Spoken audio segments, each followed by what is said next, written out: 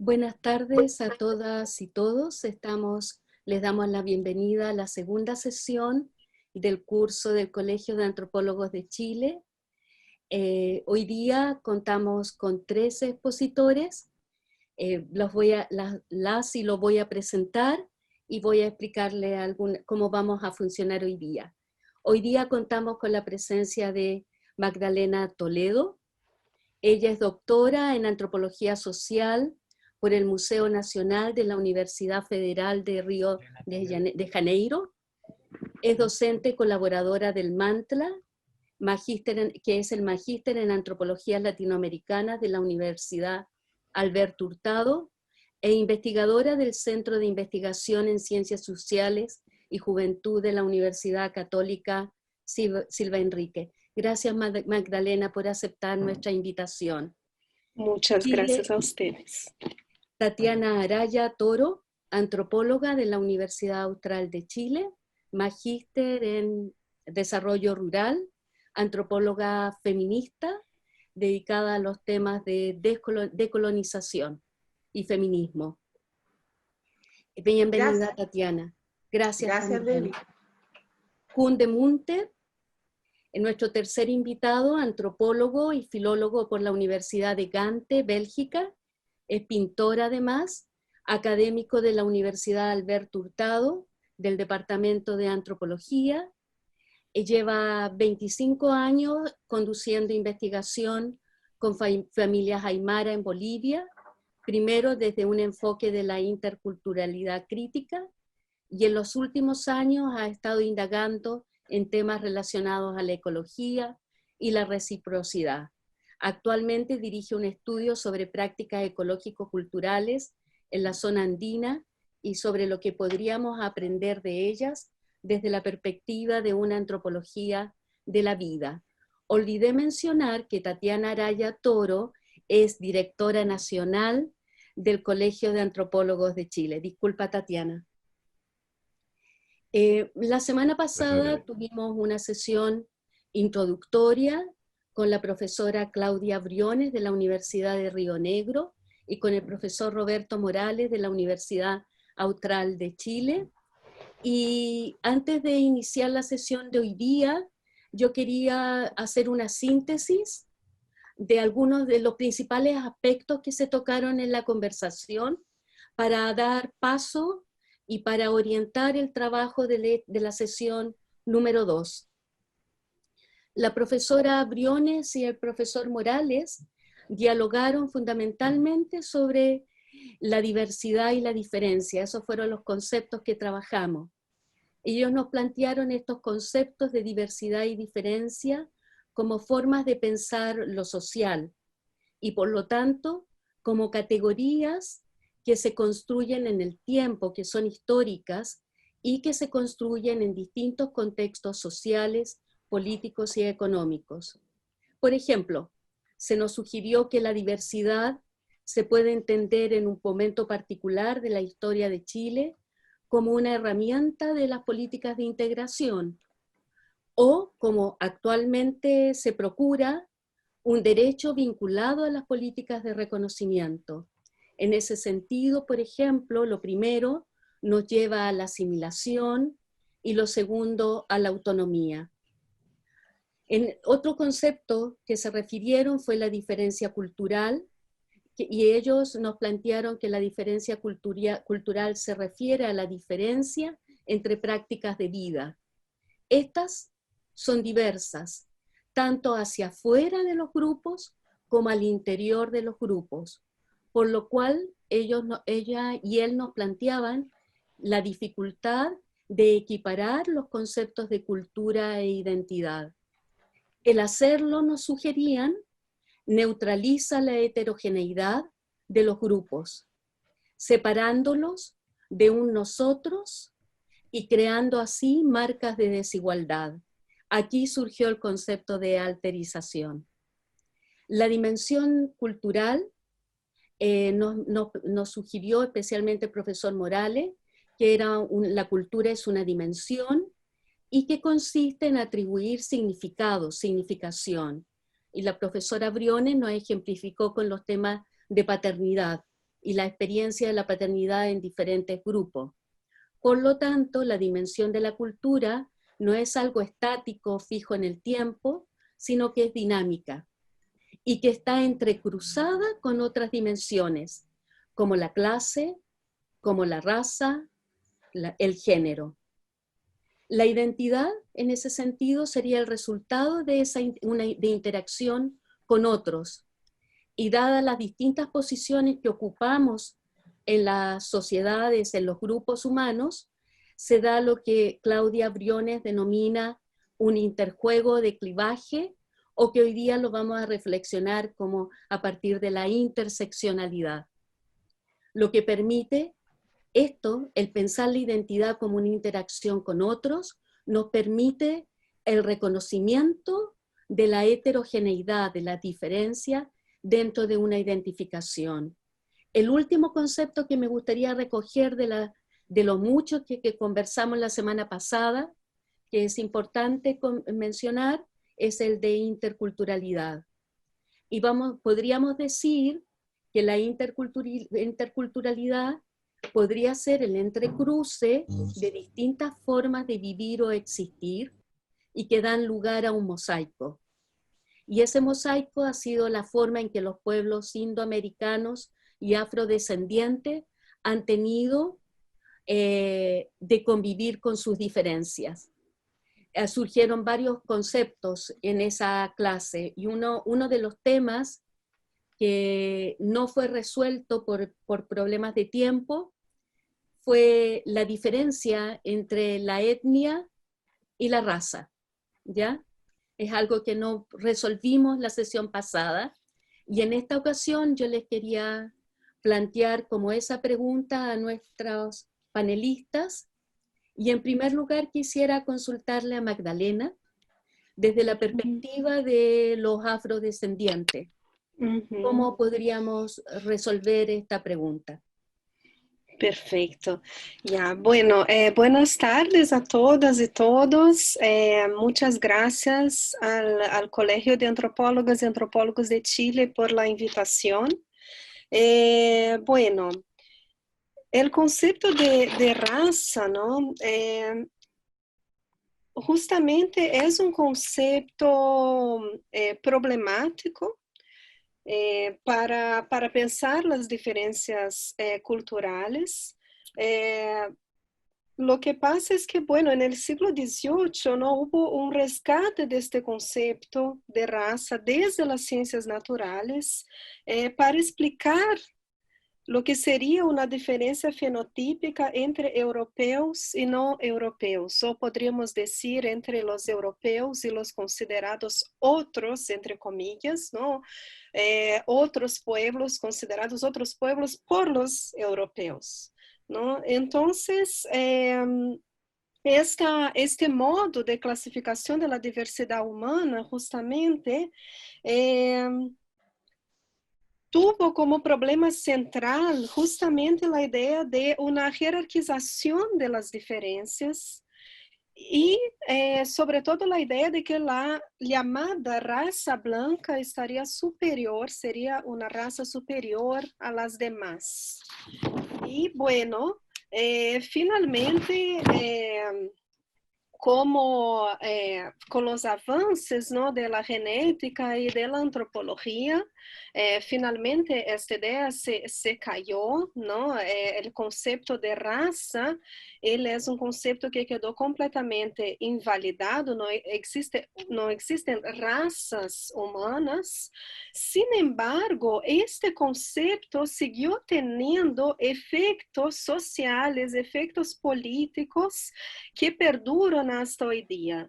Y el efecto social y político más fuerte de esta apropiación de de este concepto justamente es el racismo, ¿no? Es la justificación de las desigualdades y sobre todo el racismo. Entonces, finalmente, como postula Kabengele Munanga, que é um antropólogo congolês que vive em Brasília há muitos anos, é professor da Universidade de São Paulo, o racismo termina sendo uma ideologia essencialista que postula a divisão da humanidade em grandes grupos que passam a ser chamados de raças.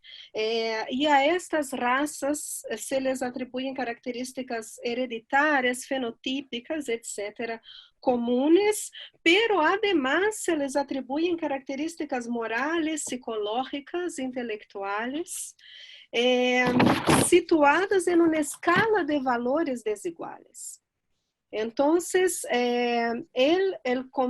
la idea de racismo se basa en esta idea de distinción entre razas y es una idea que perdura, ¿no? La idea de inferiorización de un otro como grupo social.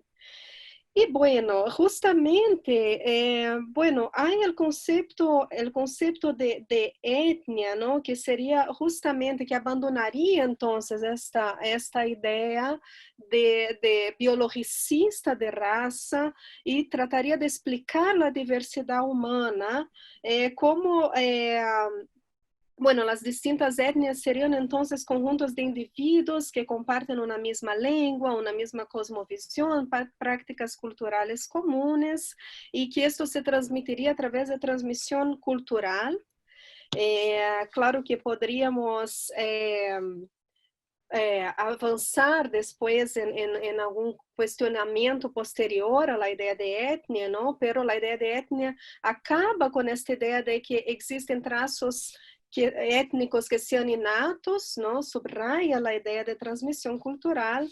Sin embargo, como también señala el profesor Munanga, la sustitución de la idea de raza, del concepto de raza por el concepto de etnia, aún así no resuelve el problema del racismo, porque sigue poniendo una escala diferencial de valores entre las distintas diferencias culturales.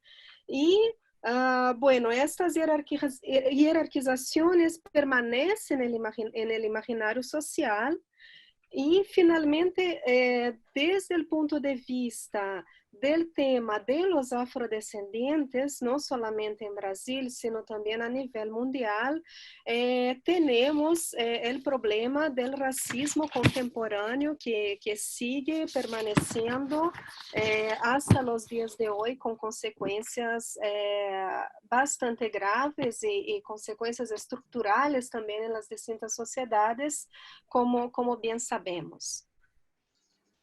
Gracias, Debbie. Quizás podríamos continuar con el norte, donde podemos encontrar los pueblos aymara que conviven también con los pueblos afrodescendientes. Entonces, Kun, no sé ¿qué nos podrías decir?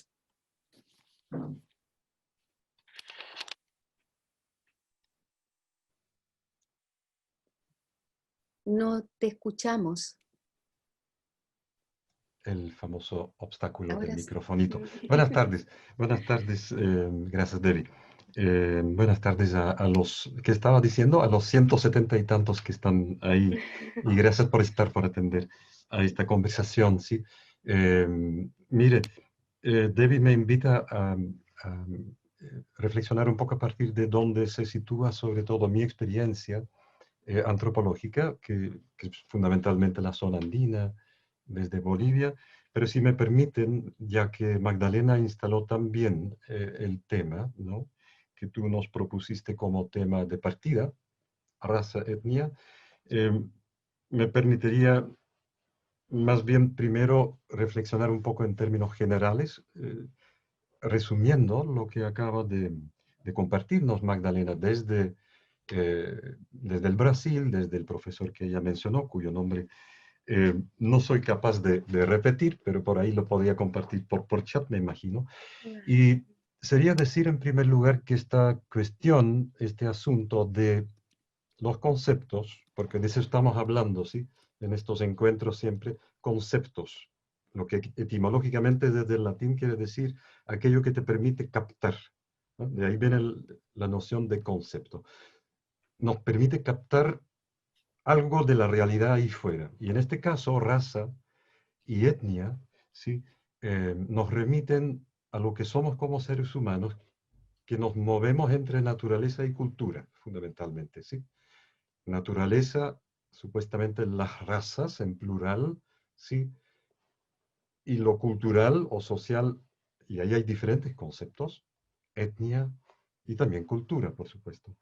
Y quería solamente mencionar un poco para fortalecer el argumento de Magdalena, de lo que acaba de compartir con nosotros, que efectivamente, gracias a otro investigador, no antropólogo, o por lo menos no como primera formación, él se llama, bueno, después les puedo pasar los nombres, me voy a concentrar en lo que voy diciendo.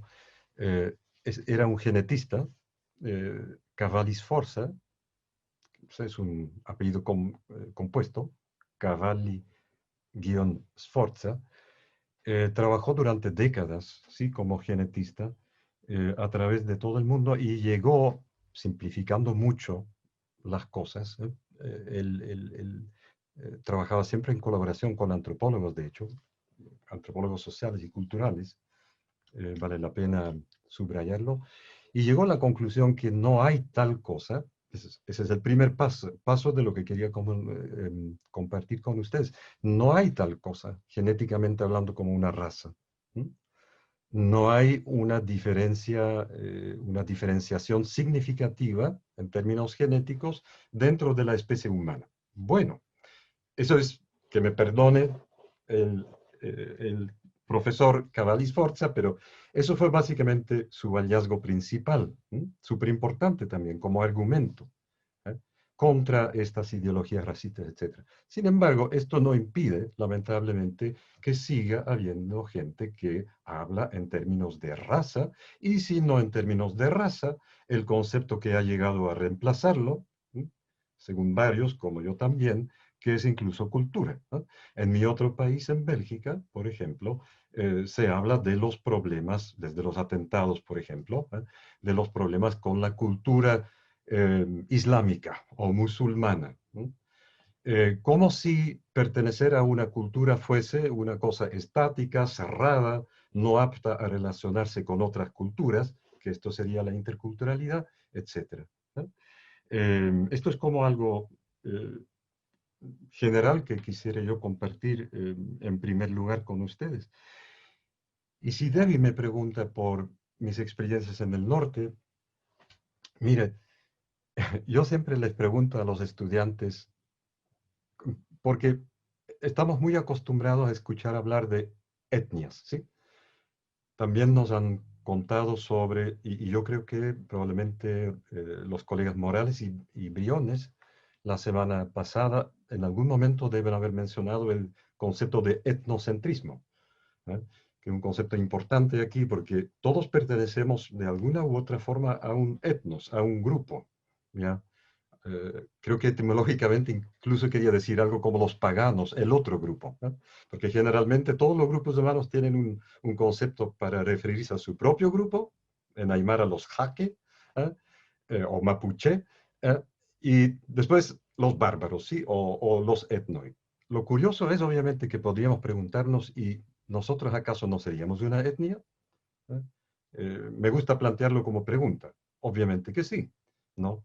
Pero ahí radica el problema justamente, que vamos a empezar a tratar a otros grupos, los vamos a empezar a diferenciar, a distinguir en términos de etnias, ¿eh? Lo cual nos permite, desde las ciencias sociales, en este caso la antropología, de alguna manera de controlarlos discursivamente, ¿eh? Porque los declaramos etnias, ¿eh? No así nomás un grupo cultural o social, que podría ser una noción más neutra, ¿ya? Eso nomás, y ahora voy a parar porque el acuerdo era no hablar mucho más de unos 5 minutos, pero esto nos lleva directamente, ya que vemos que está el tema biológico de las razas, que en el fondo queda descartado, pero muchos seres humanos políticos siguen pensando en estos términos. Y si políticamente no es correcto seguir hablando de razas, lo harán en términos de cultura o etnias. Por eso, pero esa es una postura personal, para mí hablar de etnias también es antropológicamente problemático. Tatiana, desde tu perspectiva, desde el sur de Chile, ¿qué elementos podrías incorporar a este diálogo? Además, quizás se ha ido respondiendo, pero voy a sumar también, para no interrumpir después, una pregunta que hay en el chat, y la pregunta es, porque creo que se ha ido contestando, pero igual la voy a hacer, porque el concepto de etnia no ha permitido superar la jerarquización derivada de la idea de racismo. Creo que estamos en esa discusión. Tatiana. Gracias, Debbie, y gracias, bueno, a todos. Estaba mirando ahí, por mientras escuchaba a los colegas, el chat, gente en Canarias y en otros lados, así que se agradece mucho este interés, ¿no? Y pareciera ser que por lo mismo es un tema que nos atraviesa y que nos hace cuestionarnos.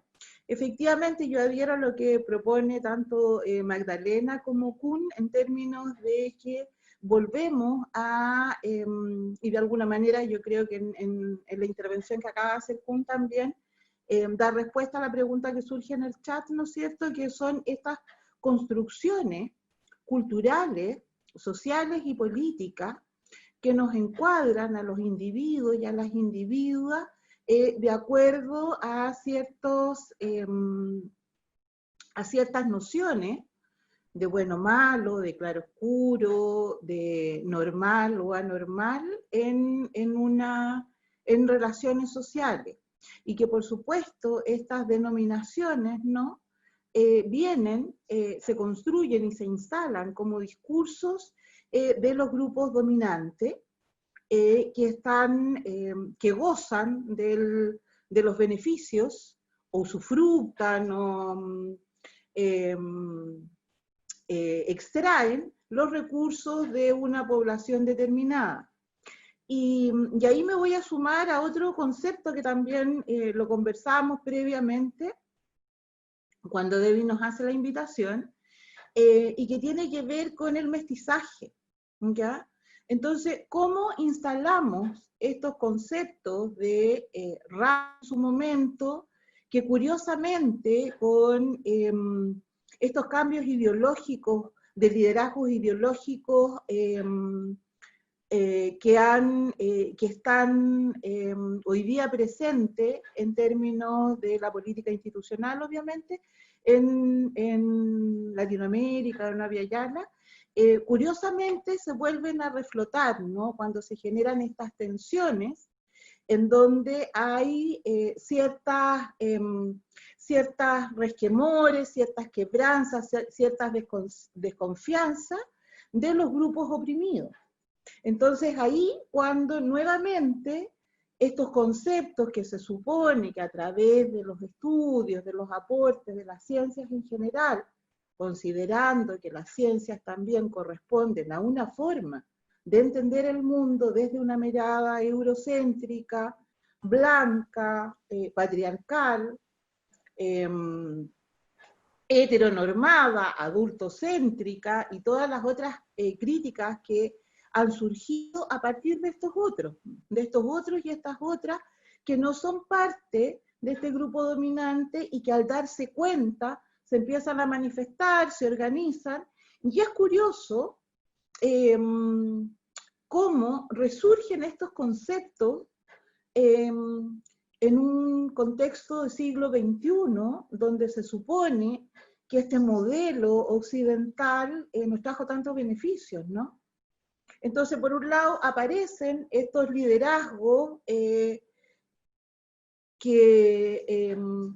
creen y que desde mi mirada, ¿no?, yo creo que de varios de los que estamos presentes, pareciera ser que volvemos al periodo de la Guerra Fría, de hace 60, 80 años atrás, o pareciera ser, es más, que estamos hace 90 años, cuando unos eran mejores que los otros.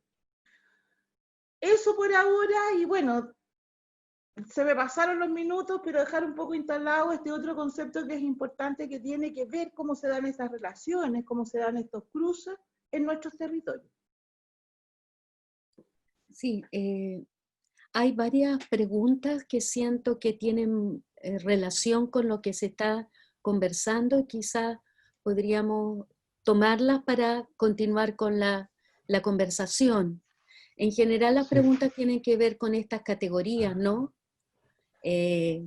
Las categorías, estos conceptos tan problemáticos, y de alguna manera la pregunta, quizás las voy a tratar de sintetizar, es, la pregunta es, entonces, si raza y etnia son problemáticos, ¿qué concepto debiéramos usar? Esa es una pregunta.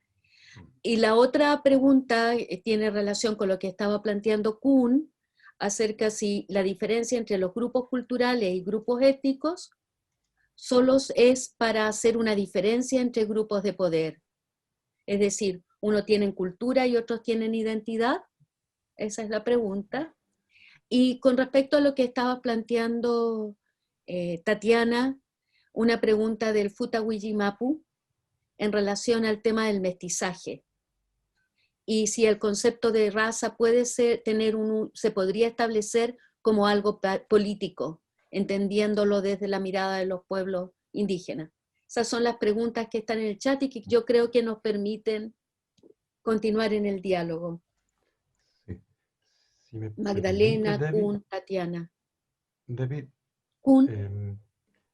perdón, yo las copié porque me cuesta un poco saltar entre el mosaico de caras, que no es la interculturalidad, ¿cierto? La interculturalidad, la idea es que haya conexiones varias, pero hay una pregunta ahí dirigida a mi persona, las copié en un documentito Word. La diferencia entre grupos es la que tú acabas de leer. La que acabo de decir, sí. Sí, entre grupos culturales de Aranza, creo, y grupos étnicos, solo sería para hacer una diferencia entre grupos de poder.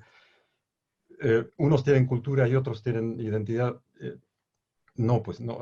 Yo cuando mencioné grupos culturales es porque es un concepto que yo suelo usar. Obviamente, al final, todos los conceptos son, como bien dicen otras personas, problemáticos, pero yo creo que la pregunta quizás apunta, no es tanto que unos tengan cultura, obviamente, y otros identidad. Cualquier grupo que uno quiera abordar, analizar, entender, se caracteriza por dinámicas de identidades, ¿eh? Por identidades no estáticas. Ahora, el aspecto de poder sí es interesante. Eso es lo que yo quise compartir un poco en mi intervención, al igual que Tatiana y Magdalena, de hecho, ¿no? Que al usar este concepto, etnia o grupo étnico, pero en el fondo incluso cultura, y ahí vuelvo a otro comentario aquí, dice que finalmente, ¿qué hacemos? ¿Eh? Y es un problema. Por eso es tan importante siempre definir bien los conceptos que usamos, porque siempre va a emanar una dinámica de poder. Recuerden, es un concepto mucho más técnico, pero etnogubernamentalidad es un concepto que específicamente para temas de salud intercultural en zonas mapuche fue usado en la literatura y sigue usándose en literatura antropológica para referirse justamente a cómo una política de Estado, por ejemplo, políticas públicas pueden hacer uso de estos conceptos para ya para gobernar, para disciplinar, para categorizar. Pero efectivamente, Catalina Salazar aquí pregunta o señala cualquier categoría pareciera ser problemática. Y esto es lamentablemente una de las cosas que pareciera caracterizar nuestra disciplina, la antropología, es que tendemos a decir que las cosas son complejas. Y en primer lugar, es compleja o es complejo el concepto que estaría en el centro de nuestro quehacer antropológico, que es el de cultura, ¿ah? Que es tremendamente escurridizo. Entonces, uno, un poco evitando estas dificultades, yo uso grupo cultural cuando me tengo que referir a un grupo específico como serían, o tradición cultural. Pero no hay nada escrito al respecto. Disculpen, quería yo todavía elaborar un poco sobre mestizaje, pero quizás esté hablando mucho tiempo, porque esto da para, obviamente, una larga reflexión. Sí, sí, sí, no sé.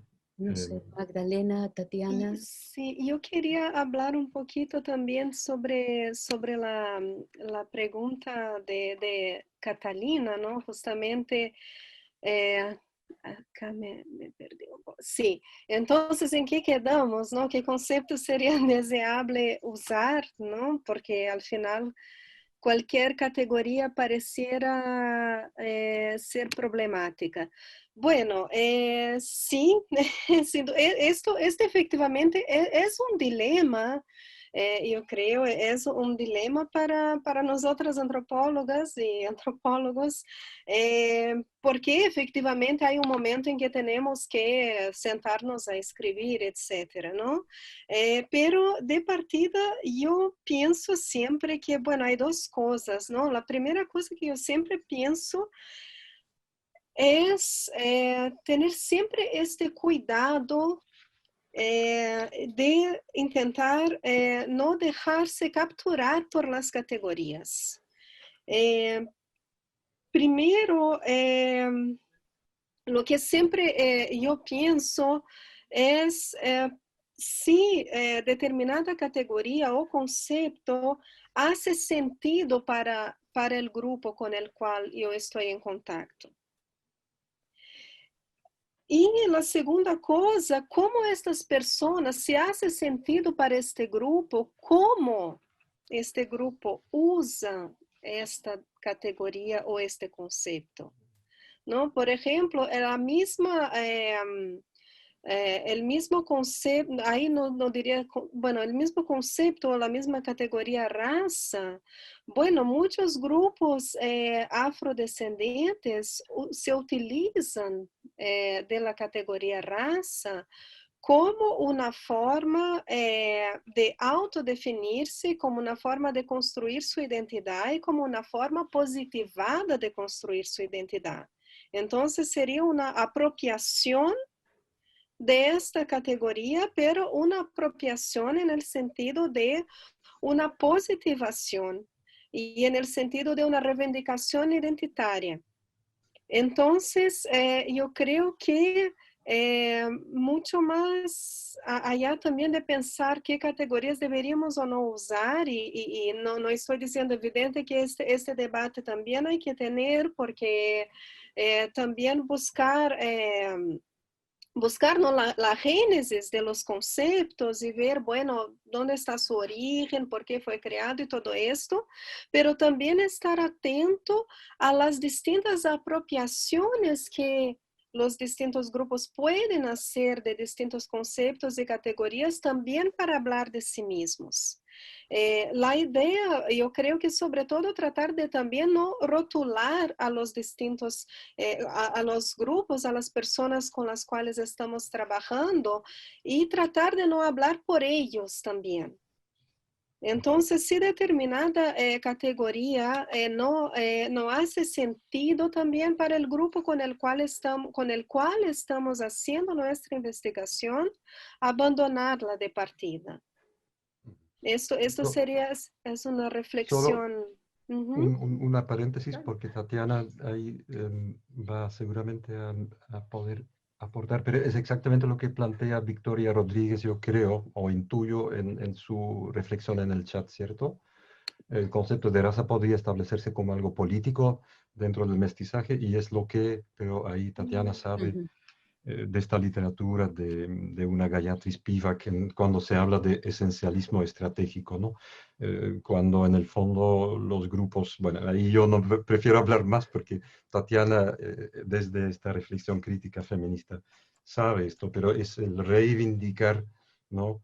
En el fondo, los grupos mismos, los conceptos que ellos quieran, ¿no? Por razones de lucha, finalmente, ¿no? Si nosotros decimos que somos una raza, pues bien, ¿no? En el sentido que nosotros le demos. Sí, disculpe. No, dale nomás, Kun, si quiere.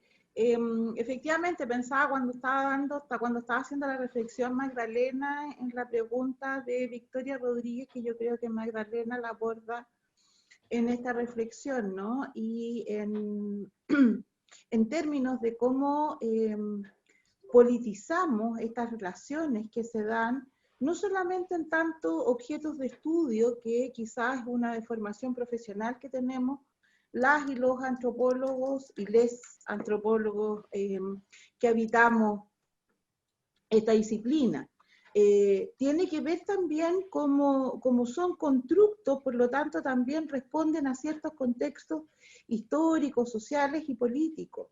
Y un concepto que puede haber, o un constructo, mejor dicho, que puede haber sido súper denostativo en algún periodo histórico o en algún territorio, o bajo un grupo dominante versus otro, en otro contexto se puede reivindicar y se puede utilizar para leer esta realidad que se está, de la cual somos parte, ¿no? Yo creo que uno de los grandes, de las grandes lecciones que hemos ido aprendiendo en términos disciplinares es que los otros no solo son objetos de estudio, sino que nosotros también somos parte de esa otredad. Nosotros también estamos siendo juzgados, siendo sometidos políticamente, sometidas políticamente, a partir de estas diferencias con el grupo dominante, al interior de los espacios en los cuales nos desempeñamos, ya sean gremios, ya sean la academia, ya sea un espacio organizacional social, ¿no? Creo que lo interesante de dejar de ser mosaico, parafraseando, ¿no es cierto?, a Claudia Briones, es justamente eso. Yo creo que uno de los aportes, me estoy saltando para otro tema, pero creo que uno de los grandes aportes de la antropología hoy día es eso, que dejamos de utilizar estas categorías analíticas para mirar a los otros y empezar a reconocer que nosotros, como investigadores, como académicos, como activistas políticos y políticas, somos parte de esos grupos sociales. Entonces, dejar de interpretar esas voces y dejar que las propias voces hablen, ¿no? Yo creo que tiene que ver también con estos procesos y de cómo en este imbrincado proceso que ha sido también el mestizaje, validamos, de acuerdo a un contexto histórico, validamos algunos o algunas en un momento y en desmedro de otros o de otras. Bueno, por ahí lo quiero dejar para que sigamos conversando, para no apropiarme del tiempo también, ¿no? Magdalena, me gustaría como si tú pudieras hacer esta reflexión desde tu experiencia con afrodescendientes, cómo podríamos, y quizás, no sé, con Tatiana, ¿por qué para nosotros es tan importante en esta sesión incorporar el tema de los afrodescendientes, si pudiéramos reflexionar acerca de eso, ¿ya? En un curso que lo excluyó del título. Perfecto, perfecto, Debbie. Bueno, cuando hablaba también de apropiación, ¿no?, de los conceptos por los mismos grupos,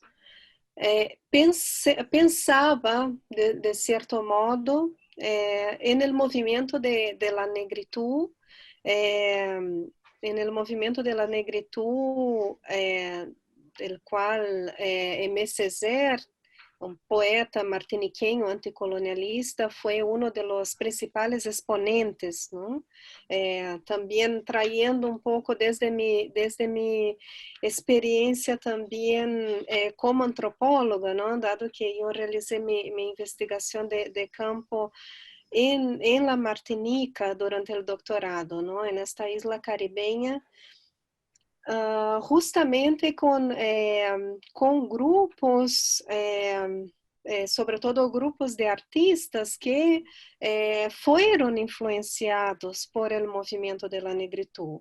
Y bueno, es interesante pensar justamente que el movimiento de la negritud, él surge en París en los años 30, o sea, surge a partir de la reflexión de jóvenes estudiantes e intelectuales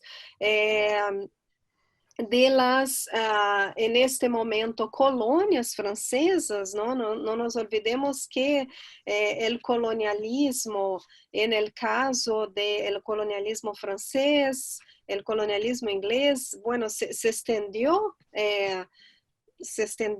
entró el siglo XX, ¿no? Entonces, en los años 30 del siglo XX, estas islas de las Antillas eran todavía colonias de Francia, también muchos países africanos no habían realizado todavía sus independencias. Y bueno, justamente lo que instaura en estos jóvenes intelectuales esta idea de auto-identificarse como negros fue justamente la mirada de los franceses, la mirada externa, ¿no? La mirada europea blanca externa, porque hasta este momento ellos llegaban como, bueno, como senegaleses, como martiniqueños, como guianeses, y justamente esta experiencia de estar viviendo en una metrópoli europea y sufriendo el racismo cotidiano, percibiendo que eran mirados de otra forma, que recibían otro tipo de tratamiento, fue como que generando una suerte de conciencia colectiva y de reivindicación de sus orígenes africanos, que finalmente este poeta martiniqueño Aimé Césaire nombró de negritud. Entonces, yo creo que es un ejemplo histórico, ¿no? de apropiación. Bueno, entonces sí, nosotros somos negros. ¿Y qué es? ¿Y qué significa ser negro? Entonces, finalmente, claro, como después Fanon irá a reflexionar, ¿no? en Piel Negra, Máscaras Blancas, la idea de que que existe un otro negro es una idea creada por la mirada blanca, ¿no? Por la mirada de un europeo blanco que interpela a cada rato, que cuestiona a cada rato, que construye de cierto modo a partir de una mirada inferiorizante, ¿no? Pero que construye este otro. Pero, o sea, no existiría un negro en su esencia, pero sí, en este momento de la negritud, yo creo que es un ejemplo muy fuerte, ¿no? Muy elocuente de esta apropiación y de esta reivindicación. Si somos negros, tenemos una experiencia común que pasa por el hecho de sermos negros, que pasa por el hecho de sufrirmos racismo por cuenta de sermos negros, y cómo entonces nos situamos en el mundo a partir de esta diferencia. Entonces, eso sería un poco lo que yo tendría para decir en este primer momento. Sí, si me permite, Debbie. Sí, Estoy con sonido, ¿cierto? Miren, y le pido unas disculpas al grupo. Yo no tengo estas capacidades de trabajar paralelamente, poner atención a lo que vayan diciendo las colegas y leer, porque aparecen un montón de reflexiones interesantes en el chat y soy incapaz. Así que los voy copiando y si después alguna de ustedes quisiera comunicarse, con mucho gusto. Pero quisiera, si me permiten, agarrarme un poco del Caribe, donde instala Magdalena su reflexión, su punto de referencia del pensar sobre esta importante presencia africana, negra, en las Américas. En los valles de Azapa, ese otro norte que nosotros estudiamos, si bien desde su vertiente aymara, en los yungas de Bolivia, en muchas partes de Perú, etc. ¿Sí? Y quisiera aprovechar esta referencia al Caribe y a la presencia africana para instalar los dos conceptos. Ya Tatiana mencionó el primero, se ha estado trabajando, mestizaje, y obviamente también ahora desde la intervención de Magdalena, la colonialidad, ¿sí? Que son obviamente dos de los conceptos constituyentes de lo que sería este doble o triple complejo continente de las Américas, Abya Yala, etc. Y quisiera eh, llevarlos un ratito hacia atrás quizás, ¿sí? Si hablamos de interculturalidad, o de dinámicas interculturales, deberíamos de poner todo esto en términos procesuales, ¿cierto? Y lo que vieron ustedes en la clase anterior. Y si distinguimos ahí, ¿sí?, la interculturalidad como un fenómeno histórico, históricamente documentable, estudiable. La colonización de las Américas por diferentes vías, ¿cierto?, españoles, portugueses, etcétera, claramente produjo forzosamente una interculturalidad, dinámicas interculturales. Se vieron impuestas culturas, tradiciones culturales, ¿sí?, por sobre otras, que quedaron de diferentes maneras semidestruidas, menospreciadas, inferiorizadas hasta el día de hoy. Ahí empieza la reflexión sobre la interculturalidad como proceso histórico forzoso, ¿sí? Sin embargo, desde el mismo momento de la llegada de los españoles acá, 1532, en esta parte andina, empieza también lo que conocemos, y me estoy saltando quizás ya muy rápidamente otro concepto que habíamos pensado poder tocar, que es el del perdón, de la resistencia. ¿Por qué ya lo estoy mencionando? Porque en algunas de las preguntas que vi se habla sobre un posible giro emancipador de la idea de mestizaje acá en Chile. En estas últimas semanas, antes de las votaciones por la nueva constitución, etcétera, la constituyente, perdón, ¿sí?, es importante hacernos estas preguntas, porque si me permiten llevar un poquito, sacar un poco más adelante mi reflexión. ¿Qué ocurre en los países andinos, ¿no? En estos términos de la interculturalidad, de un mestizaje que se da biológicamente y culturalmente, ¿ya? Biológicamente es importante siempre ver cómo estas dos cosas van de la mano. Recuerdo siempre una anécdota, no tengo la fuente del cronista en cuestión, en el que se narra que en una victoria de Colo Colo, el líder indígena, en una conversación posterior a la batalla perdida, el capital español le dice: ¿qué importa que hayamos perdido esta batalla si mañana los que los van a dominar son los hijos que tendremos con sus mujeres? ¿Sí? Una simplificación de lo que, de esta complejidad de un mestizaje biológico y cultural. Por esta vía doble se iban imponiendo lengua, religión, hábitos, maneras de relacionarse con la tierra, etc. Ahora, para volver a lo que señalé anteriormente, resistencia. O sea, ¿qué ocurre efectivamente desde el Caribe? Vuelvo a lo que señaló la Magdalena. Ese reivindicar la negritud. Pero también conozco por ahí, por casualidad, algo de la poesía del Caribe. Edouard Glissant, Glissant se escribe el apellido, y otros poetas caribeños, con este tremendo mestizaje en sus cuerpos y mentes y paisajes, reivindica la experiencia del mestizaje y lo plantea como la creolización como proceso, ¿sí? O sea, por un lado, ellos obviamente van a protestar contra todo lo que ocurrió en términos de imposición, pero también van a decir: oigan, pero esto es lo que nosotros somos. Es todo esto junto. Nosotros tenemos este multilingüismo. Manejamos múltiples idiomas, y no solo lingüísticamente hablando, sino que de repente visualmente, artísticamente hablando, ¿sí? Y esto es algo que uno ha vivido fuertemente desde mi zona andina. Disculpen que hable tanto rato seguido. Todavía no he dicho nada sobre mi querida ciudad del Alto. Mi trabajo de campo se situaba sobre todo en la gran ciudad, entre comillas, indígena, al lado de La Paz, en Bolivia, se llama El Alto, en el altiplano, ¿cierto?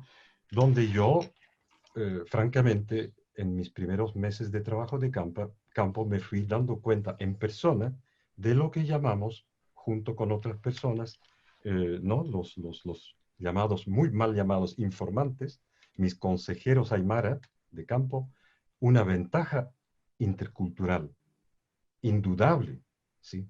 Que ellos nos llevan. Es decir, la ventaja que se fue dando por la vía del mestizaje histórico, por la vía de esta interculturalidad forzosa, ¿sí? O sea, si ustedes me preguntan por un giro emancipador, pues escuchemos, entre otras cosas, ¿no? Estas experiencias interculturales, por cierto, muy crudas, históricamente hablando, pero también con una riqueza, con una experiencia mucho más abierta a lo otro, aunque haya sido impuesto por la fuerza, ¿eh? En comparación con nosotros. Termino diciendo que esto es la noción de creolización, ¿eh? Que viene del Caribe, pero es creolizar en el sentido de la comida mezclada, pero al mismo tiempo contiene el verbo crear, donde hay una fuerza de agencia de parte de estos grupos, ¿eh? Que siguen presentes más que nunca, diría yo, en este largo y complejo continente. Perdón, podría continuar, pero hasta aquí nomás. Después pueden hacer.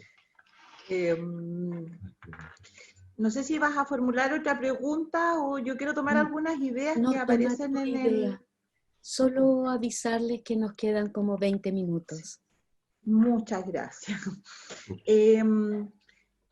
A propósito de una de las preguntas que aparece en el chat que la hace Fernando Sepúlveda, y que tiene que ver con que existe una sola categoría, ¿no es cierto?, impuesta, o una sola identidad. Perdón, es que existe una sola forma de hablar de una cultura dominante en nuestro país, y aquí yo quiero hacer una convergencia en otro concepto que nos ha ayudado mucho a entender no solamente la diversidad, sino que a propósito de lo que plantea Kuhn y también Magdalena, ¿no? Aprender a respetarnos en esta diversidad, y que tiene que ver con este concepto que surge a finales de los 80, ¿no? Y que tiene que ver con este concepto de interseccionalidad. Es decir, cómo, a propósito de estos mismos grupos que revisamos y que vemos, y a propósito de la pregunta que nos hacen en términos de que si existe una sola forma de cultura dominante, esta cultura dominante también, ¿no es cierto? Y por eso que se rescata esta propuesta de interseccionalidad, y que se recoge también que viene por una tradición disciplinar, ¿no? En donde ya en los años, la primera mitad del siglo XX, había una ausencia absoluta de antropólogas dentro de la producción antropológica. Conocemos algunas por rescates posteriores, como La pareja de Malinowski, como la informante de este otro antropólogo destacado, ¿no? Entonces, ahí quiero para explicar el concepto de interseccionalidad y que nos cruza en términos de mestizaje, de procesos de colonización, de procesos de estigmatización, en donde unos, en función de algunos argumentos culturales, raciales, etcétera, están por sobre otros. Creo que ha sido bien importante en términos desde la disciplina, y al menos desde donde yo me sitúo, estos avances con empezar a ver estas otras voces y estas otras formas de relaciones dentro de la antropología, y que transitamos, ¿no es cierto?, de esta antropología de las mujeres que nos plantean por allá por los 50, 60, transitamos a esta antropología del género, y creo que ese sí es un concepto en donde podemos mirar cómo se dan algunas de estas relaciones de subordinación o de esta construcción de esta otra edad dentro, que sigue siendo dentro de la escala social, ¿no?, la última. Y es interesante ver cómo algunas autoras, ¿no es cierto?, Rubín es la que más conocemos, rescatamos, nos hablan de esta diferencia. Y al hablarnos de esta diferencia, ya a partir de los 70, con todos los movimientos sociales y los aportes que nos hace el concepto, el enfoque, algunos lo llaman hasta teoría y otros paradigmas, de la interseccionalidad, nos da cuenta que en este grupo, también por ejemplo, si nos miramos como sujetas dentro de la antropología, dentro de lo que es nuestra disciplina, las voces de las antropólogas están en un lugar diferenciado, más abajo, que este discurso este discurso masculino de lo que es el hacer la antropología, ¿no? Y un poco esta figura que nos relata, que nos trae a la memoria Kuhn con nosotros vamos a dominar y por lo tanto violamos porque detestamos este territorio y podemos usufructuar de todo lo que hay en él, y obviamente las mujeres son las principales en los botines de guerra, ¿no? Y en todas las culturas, en todas las clases sociales, desde todos los paradigmas siempre han sido. Entonces, si hay un grupo dominante, las mujeres están en ese sentido aún con una carga ideológica de una inferioridad versus los otros. Si estas mujeres además son indígenas o afrodescendientes, están aún más abajo. Ya hoy día, por ejemplo, estamos hablando, nosotras blancas, con Magdalena, no hay una antropóloga mapuche ni afrodescendiente o aymara, siendo que tenemos una larga data, ¿no?, y con contribuciones súper importantes.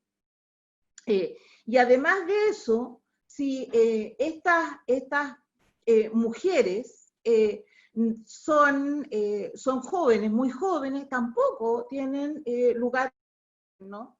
Y así, etcétera, etcétera. Para concluir, la interseccionalidad entonces nos da cuenta, y para dar la respuesta a Fernanda, la realidad nos da cuenta de que existen diferentes cruces dentro de la construcción de la otredad que nos hacen reconocer que no es solamente la condición de origen étnico, de pueblo originario, pueblo, estado, nación, de grupo étnico, de etcétera, etcétera, etcétera, sino que también tiene que ver con la condición de clase, la condición de género, con las opciones u orientaciones sexuales, también con el secretario de los sujetos o sujetas en los que están.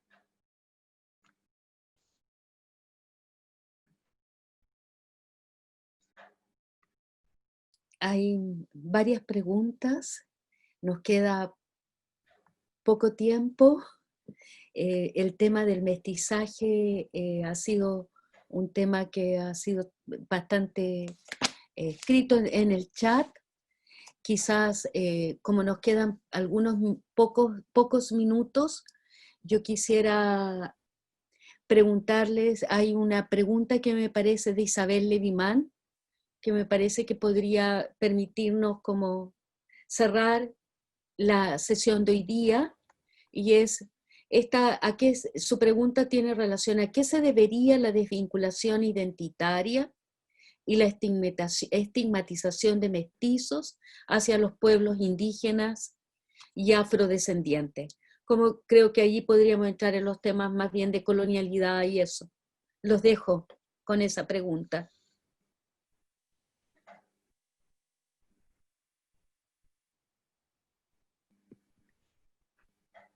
Kun, Magdalena, No sé Tatiana. si a Kun le gustaría... Y yo estaba Parece que leyendo otras preguntas, no existen está leyendo, especialistas que hay mapuches muchas o pueblos preguntas, indígenas. sí. Es que, disculpen, porque hay una avalancha de interesantes reflexiones. Sí. A ver, porque quería referirme a la pregunta que tú señalaste, yo estaba leyendo otra, Isabel Levimán. Es la última. Todo depende de lo que Isabel entienda como desvinculación, es que se van moviendo, identitaria, ¿no? De parte de los mestizos hacia los pueblos indígenas, si entiendo bien la pregunta. Sí, a mí me cuesta, francamente, hacer esta separación, ¿cierto? O sea, aún los Aymara, y no me gusta hablar de los Aymara, pero los más aguerridos, los que me dicen que no necesitan de la antropología para llevar adelante sus luchas, me lo recuerdan bastante a menudo cuando voy a Bolivia, sí. Aún ellos, obviamente, de alguna manera van a reconocer que lo que ellos viven ya de por sí es una cultura en términos neutros y crudos, mestiza de alguna manera, o interculturalizada. ¿Cómo podría serlo si no? Y a partir de ahí, estas confrontaciones entre las identidades, hay que manejarlas siempre situación, esa sería mi postura, ¿cierto? Situación por situación, y es delicado.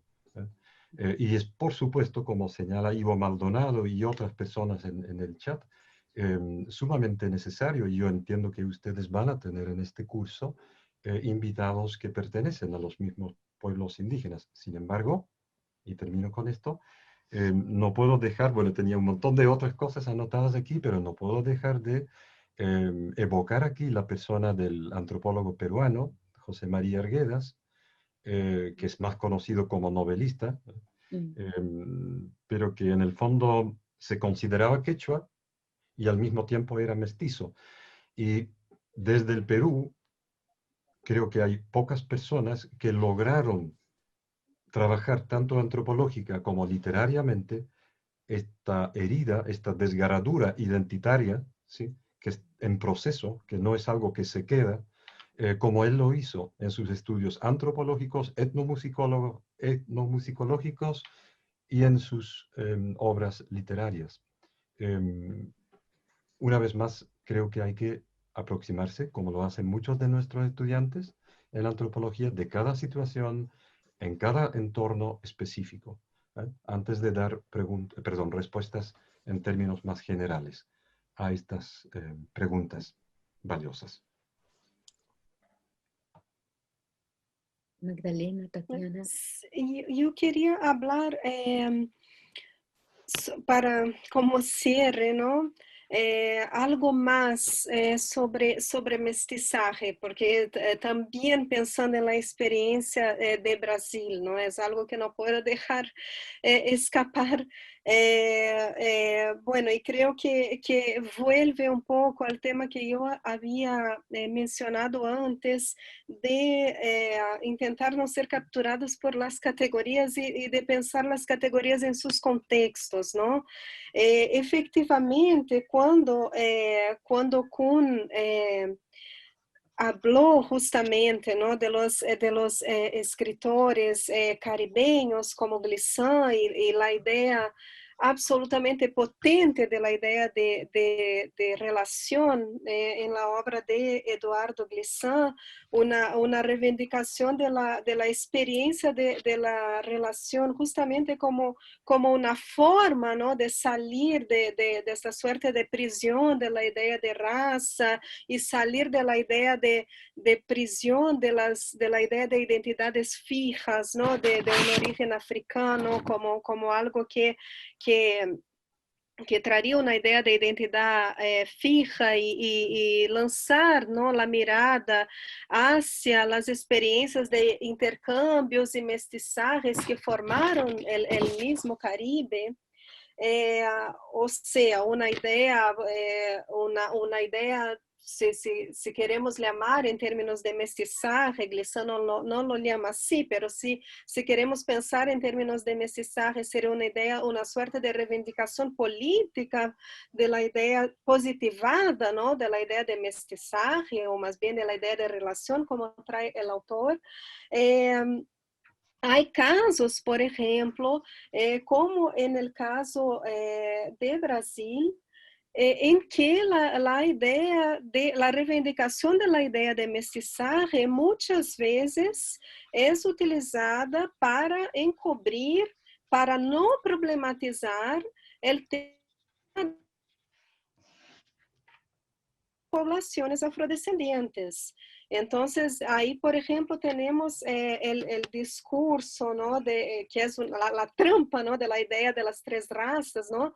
El discurso de que en Brasil predominaría una democracia racial y de que finalmente sería un poco imposible determinar quién es y quién no es negro en la sociedad brasileña, ¿no? Esta idea de que los brasileños somos todos mestizos, todos tenemos sangre negro, pero finalmente esta idea justamente es utilizada como una forma de invisibilizar el racismo hacia las poblaciones afrodescendentes y de invisibilizar la experiencia de dominación de las comunidades afrodescendentes en Brasil.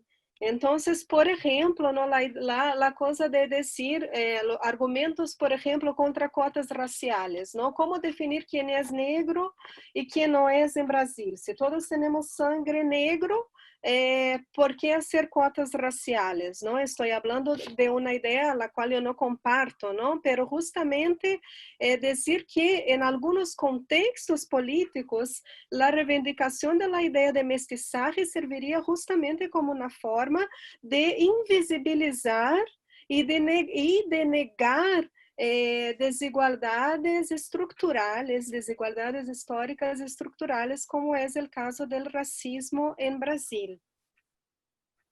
Con esta reflexión me gustaría cerrar. Gracias, Magdalena. Tatiana. No te escuchamos, Tatiana. Perdón. Completamente de acuerdo con lo que plantea Magdalena, ¿no? Estas formas de invisibilización a partir de esta idea de mestizaje o lo que nos pasa también acá en el sur, ¿no? Que tiene que ver cuando yo, y las aclaraciones que aparecen en el chat se agradecen obviamente, que es para tensionar la discusión, pero obvio que este curso además sería una contradicción vital, no incorporar esas voces no de especialistas que tenemos, tanto afrodescendientes como de alguna integrante de algunos de los pueblos originarios de Chile. Obviamente que a través de este mestizaje, ¿no es cierto?, se puede invisibilizar estas diferencias y por lo tanto también estigmatizar o negar estos espacios o estas construcciones identitarias que hacen los propios grupos sometidos, ¿ya? Y ahí algo dijo Nancy Kuhn al inicio. Voy a tomar dos conceptos que son bien clásicos de la antropología, que uno es el etnocentrismo, ¿no? Que es ver a esta otra edad en función de tus propios parámetros culturales, sociales y políticos, y por lo tanto, al no entenderlo, lo descalifica. Pero también hay otro concepto que se instala posteriormente en la antropología y que tiene que ver con el relativismo cultural. Y también a partir de ahí, ¿no es cierto?, relativizamos absolutamente todo, ¿ya? Nos adecuamos a ciertas prácticas de los grupos o de los pueblos originarios de algún territorio. Entonces, como para cerrar, a mí me gustaría quedar con esta, no para cerrar en realidad, porque yo creo que todos estos temas nos abren y cada uno va a seguir en sus propias discusiones, ¿no? En sus propias reflexiones. que tiene que ver con, que también se dijo, que tiene que ver con el concepto de apropiación.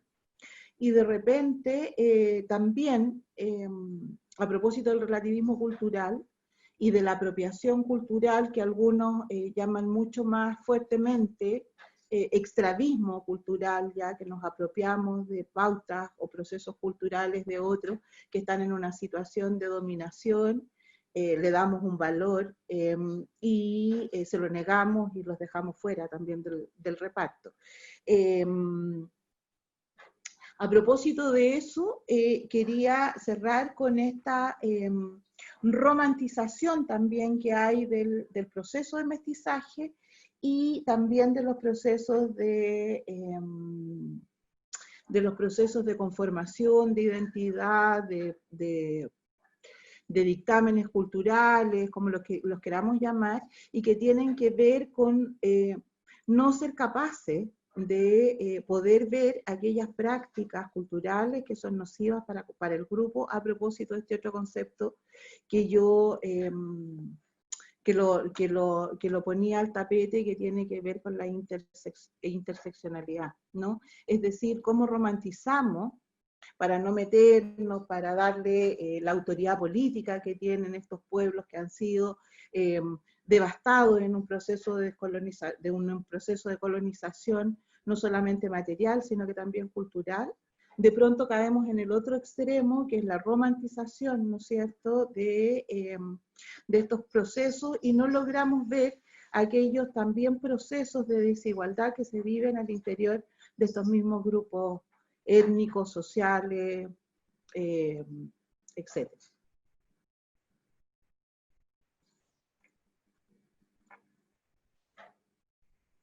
Gracias, Tatiana. Kun.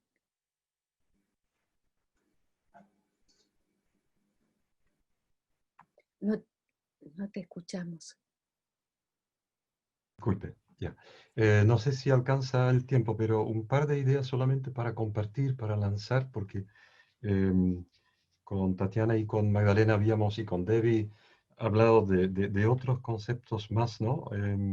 Y quería solo despedirme quizás de esta tarde, porque eso da para varias tardes más, de hecho, relacionando la idea del descolonizar, de la descolonización con nuestra disciplina, con la antropología. Pero en términos súper generales. En primer lugar, señalar lo complejo que es, si se imaginan, ¿no? En este continente llevamos 5 siglos de colonización, primero desde fuera, después interna, etc.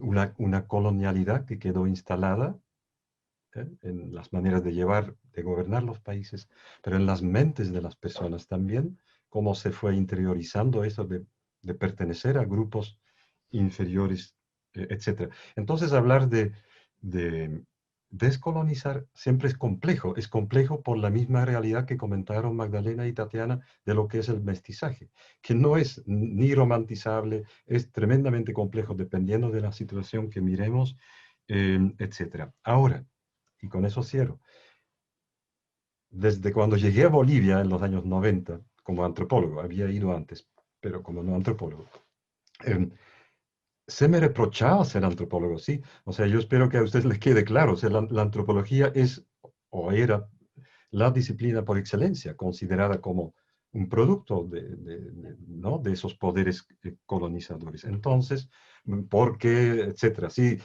se usó para conocer mejor, por ende, disciplinar mejor, etcétera, a los otros. Sin embargo, lo que quiero, y esto no es como una suerte de defensa de nuestra disciplina, pero sí uno puede notar muy bien cómo en los últimos 40, 50 años, es una disciplina que ha hecho tremendos esfuerzos para descolonizar sus propias prácticas y mentes. Queda mucho trabajo por hacer, sin duda, ¿sí? Pero perdonen, ¿sí? Si digo descolonizar, esto incluye despatriarcalizar, que es otro tema por lo menos tan complejo. Pero solo decir y explicitar que donde antes la antropología, que quizás a mí, cuando en los 70, 80 me empezó a llamar la atención, todavía tenía esta connotación de, ¿no?, ir a estudiar o sí, mírenme en mi caso como belga, ir a estudiar en la zona andina. Pero esta antropología ya no es la que conocemos hoy en día. Ha llegado a la casa. Está estudiando generalmente en el contexto propio, en primer lugar.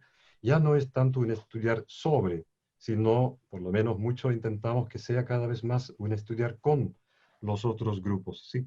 Y de todas maneras, es esta disciplina, yo creo que gracias a sus intentos de descolonizarse en sus premisas, en sus prejuicios, ¿no? Intenta abrirse al mundo, estudiar con estos grupos, con sus entornos vivos y aprender de esta interacción y, y de esta manera no solo documentar cosas interesantes, sino pensar, y ahora me voy a abstener de palabras políticas grandilocuentes, pero de pensar en posibilidades para otros tipos de convivencia, ¿cierto? Entre humanos y otros seres, ¿no? Pero es toda una problemática súper presente en el mundo andino, entre los aymara, la descolonización y qué es lo que esto conlleva, no en último lugar para nuestra disciplina, ¿no? La antropología. Perdonen, muchas gracias por su atención.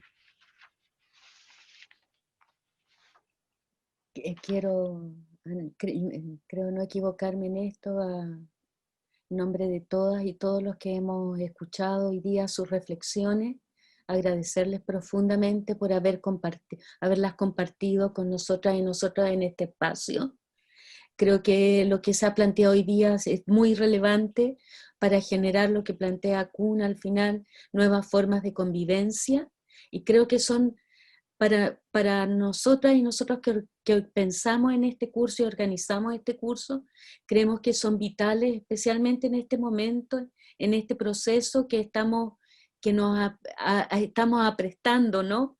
De pensarnos como sociedad, como una sociedad que incorpore a los otros y las otras como iguales, hombres, mujeres, niños, niñas de colores y de lo que es diferente, y creo que es un aporte fundamental en esto.